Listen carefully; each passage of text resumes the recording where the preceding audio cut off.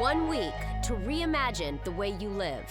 What if society's rules didn't apply? What would you do? Who would you be?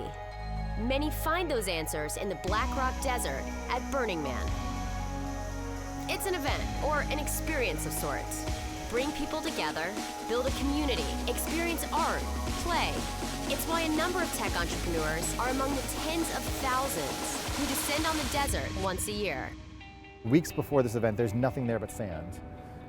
Then all of a sudden people descend. They build up this enormous set of structures and place to live, and then over the course of 2-3 weeks, they go through and then they take it all down and they leave no trace at the end. So it has this sort of interesting parallel to a lot of the startups that exist in Silicon Valley. It's like you go where there's absolutely nothing, you have a vision for something, you create it, and then if it works out, then amazing. Then sort of it persists as an idea into the future. But most of the ideas actually just end up sort of like burning down, metaphorically in a sense, and failing. Is it the idea that anything that's built can be rebuilt? Maybe, or that things don't have to be permanent, that things are not always going to have to be the same way.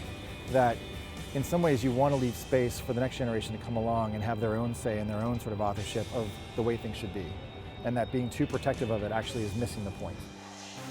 Tech CEOs like Tesla's Elon Musk and Google's Eric Schmidt have attended. But the real point isn't the rich CEOs who go. It's the spirit behind the event. It began in 1986 on San Francisco's Baker Beach, when an artist burned a wooden man and dog. Rebirth is a mantra in Silicon Valley, where innovation has reimagined our world. The culture of Burning Man permeates the valley, where ideas born in the desert come to life. There's always been a weird kind of drug culture to Silicon Valley. Back when I was there, it was sort of I get tired of using that word, but the nerds back then seemed to, they had to have something they do to show they're not nerds. And back then it was like either, oh, I race motorcycles, I go to Dead concerts, I do drugs. Yeah, now that's kind of Burning Man and that sort of thing. Mike Judge was the brain behind Beavis and Butthead. He's a comedian, a former Valley engineer, and he wrote the HBO sitcom Silicon Valley. We're going to call him up on the telehuman. What's funny about Silicon Valley? Silicon Valley, people seem to not quite know how to enjoy themselves. When they get successful, it's always a little bit awkward, it seems. Like, what do I spend the money on? What do I do? How do I enjoy it?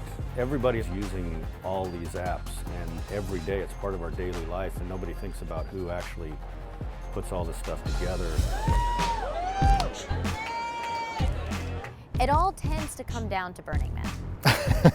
What on earth do you guys do at Burning Man that kind of represents this larger counterculture? There's very few times, I think, in either an adult or growing person's life when they can sort of step back from their normal day-to-day lives and try something else on and see what another attitude or another way of life or another sort of perspective might feel like. When you go to Burning Man, it's kind of like what you experience in San Francisco, multiplied by 10 or 100.